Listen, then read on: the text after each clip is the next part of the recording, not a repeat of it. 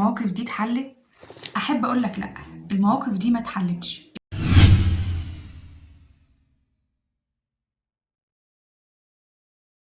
كم مرة كان في بينك وبين مديرك في الشغل حوار حاد واضطريت تكتم جواك ومعرفتش تقول اللي انت عايزه؟ امتى اخر مرة افتكرت انك كنت فيها غضبان ومشيت وسبت غضبك ده جواك؟ ارجع معايا لورا كده شوية وافتكر كلام مدرس كان بيعنفك او مدرسة وهما بيقولولك كلام يزعلك، او موقف قدام والدك وهو بيقولك كلام وما قدامكش اي حاجة غير ان الدموع تنزل من عينك لان دي قلة الحيلة اللي كانت في ايدك وقتها، او اختك وهي بتشد لعبتك وتلعب بيها وانت هتطق وتموت من الغيظ. تفتكر بقى المشاعر دي كلها خلصت او وقتها راح وانتهى؟ تفتكر المواقف دي اتحلت؟ احب اقولك لا، المواقف دي ما اتحلتش. المواقف دي موجودة جوانا في اعمق نقطة. المواقف دي متخزنة جواك بكل تفاصيلها، اسمها المواقف الغير منتهية. كل واحد فينا جوه متحف، أيوة فعلا متحف من الآثار القديمة اللي وقتها انتهى بس لسه عايشة وما زالت محتفظة بتفاصيلها وبكل تأثير فيها. المتحف ده حي وقائم جوانا ومؤثر في كل فكرة وشعور وحركة وردة فعل حضرتك بتقوم بيه. ازاي؟ خليني أقولك مثال بسيط جدا أقدر أوصلك بيه الفكرة. انت في مكان في عز الصيف وهتموت من العطش وعندك واحد جايب لك كوباية مية ساقعة متلجة وواحد تاني عايزك هيسألك على حاجة، هتختار ايه؟ مهم في الأول إنك تنهي احتياجك للعطش وبعد كده تروح تشوف صاحبك اللي مستنيك ده عايز ايه. لكن تصور معايا كده بقى لو احنا عملنا العكس. لو عملنا العكس هتكون معاه وانت عطشان مش مركز مستعجل، هيكون جزء منك بس اللي معاه مش بكامل وجودك ولا بكامل طاقتك. شوف انت بقى كم موقف جواك غير منتهي من ايام طفولتك لغاية النهاردة. شوف كم موقف جواك شغال في طبقات عمال يتعيد ويزيد زي طبقات التلفزيون مش بيقف. كم حوار بتعمله بينك وبين نفسك على اشخاص مش موجودين كل يوم وكل ليلة. شوف بقى قد ايه من طاقتك مستنزف وقد ايه من وجودك ناقص.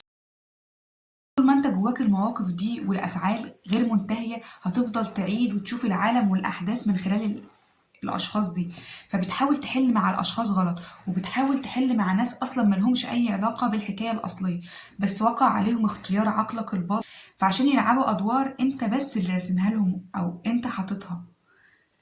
يعني مثلا فجأة بدون مقدمات تحس انك غضبان ومتعصب ومش طايق اللي قدامك فتقوم مزعق لصاحبك دي مع ان في الحقيقة دي مشاعر اصلا باقية من موقف كان حصل قبل كده مش في الموقف الحالي. راجع كده علاقاتك وتفاصيلها، راجع كده افعالك وردود افعالك، راجع مشاعرك وافكارك وتصرفاتك واكتشف كم موقف غير منتهي انت لسه عايش نفسك فيه. شوف كم موقف غير منتهي متخزن جواك وازاي وامتى وفين ومع مين. المواقف الغير منتهية دي عاملة زي الثقوب السوداء اللي بتستهلك طاقتك ووقتك ومشاعرك وافكارك وتسيبك مشتت بتدور على حاجة انت مش عارف ايه هي في مكان اول مرة تروحه وبتحرمك من الحركة والمرونة والرؤية وتجديد الاستقبال. المواقف الغير منتهية دي من وجهة نظر معينة هي ورا كل انواع واشكال الامراض النفسية والاعراض بتاعتها. طب نعمل ايه؟ شوف يا سيدي قدامك حل من 5. الأول إنك ترجع بالزمن للموقف ده وتحاول تحله بقى أو تصلحه، وده استحالة طبعا في ظل الأبعاد الزمنية الخطية اللي احنا بنعيشها. التاني إنك تفضل زي ما انت محبوس في الماضي وقافل عليه وداير في ساقية الحاضر وانت عينك بتحاول تلمح ناس كده تحاول تحل معاهم لكن الناس دي بتكون بتحاول تنهي في الوقت الضايع، وده حل مرضي مش هيعمل أي حاجة غير إنه هيزيدك عم وصمم. حاجة بقى إنك تروح بالفعل للشخص اللي بينك وبينه موقف غير منتهي بنهاية مختلفة، يعني تقول اللي كان نفسك تقوله، تعمل اللي كان نفسك تعمله، تخليك جدع ومسؤول وشجاع، وغالبا وقتها هتكتشف إن معظم مخاوفك أصلا كانت سراب ومعظم تصوراتك كانت غير كاملة وغير حقيقية وتبتدي كل حاجة تاخد حجمها.